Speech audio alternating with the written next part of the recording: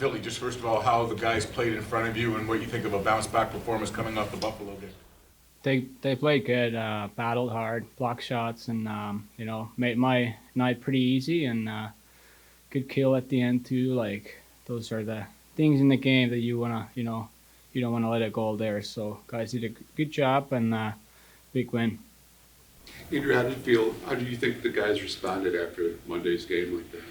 Yeah, I mean, I thought that you kind of control what you can control, and that's a lot of effort. Effort, second chance efforts. The willingness to get in front of shots like he's talking about. So that was all there tonight. That was A+ tonight. Was how hard we competed, how hard we battled. You see a lot of the desperation type plays kind of in the third to keep it tied or up one. So that was great. Execution wise, we got a ways to go. I think we can be a lot cleaner with the puck, especially breaking out of our zone. I felt like so, and that'll come with time and more games, more practice. Those little things in practice to understand where guys are going to be exactly and understand when we break up a play defensively, we got to turn to offense quickly, or else we're passing to no one kind of. So execution wise, we got a ways to go, but the effort and willingness, all that is hockey, and you saw it tonight.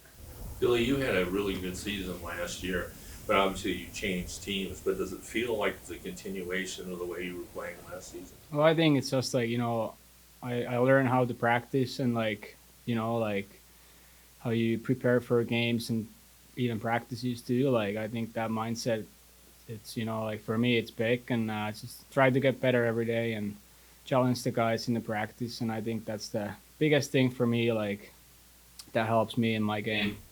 Andrew, how did it feel to get the first one? And obviously that would be a game winner too. Yeah, a little sense of relief. I think, a little bit of a slow start in the goal column, but nice to get the first one. Hopefully that just kind of opens up the floodgates a little bit. What do you think of the atmosphere for your warm-up? It was great. Really, when you got a guy like Ovechkin on the other team, obviously your focus has to be the puck. But are you still trying to keep an awareness of where he is when he's on the ice? I mean, he's one of the guys there. It's just, but yeah, on the power play for sure. Like they're trying to play the puck for him, and but like even on the penalty kill for us today, Mo made a lot of blocks, and those are the things that helps me. And the puck is not even close to the net, so. Just little things that helps me, and I'm always aware when he's on the ice for sure. Was it difficult for you to not get caught up maybe in the hoopla that was going on? A little bit different routine, obviously, for you, but I mean, with the Cup teams coming back, or were you just really focused, or were you aware of the celebratory mood that was happening today? I think we were just worried about our game. I think we had enough to worry about after last game and I mean, we're, like you said, warming up on the other rink, so we didn't really see much of the ceremony at all. I didn't see any of it. So we, obviously, cool day, especially for those guys that won and won multiple, but for us, I think we had our hands full tonight. A nice bounce-back performance here tonight. What adjustments were made along the way do you attribute to tonight's result? Yeah, not an adjustment, just defending better. Again, we were not only giving up 9-10 chances against. It gives us our best chance to succeed. Still, we weren't very good with the puck, created some issues for us. I think a full Washington lineup with how poorly we handled the puck, managed the puck tonight would have been an issue, but great effort, penalty kill. We won the special teams battle. Obviously, our goalie was very good tonight. We'll take that. That was a good win for us. You give up one to Minnesota, you give up one to these guys, and surrounded by that in games you'd rather forget about. Just the inconsistencies, what needs to be ironed out to be more consistent night over night? Yeah, I think we've been exposed, unfortunately, a little bit with some matchups and home, and we just played some deep teams in those two losses. I mean, obviously, between Boston and Buffalo, it's two of the deeper forward groups up front. And it just created some matchups, and you just don't get that matchup. So I think we have to overcome that a little bit, especially on the road. So I think that has a lot to do with it. But I think our overall approach in our game has just been better at home. So we have a chance to put two together on Saturday. We'll get some touches tomorrow. Hopefully be a little cleaner with the puck. and then try to replicate this performance.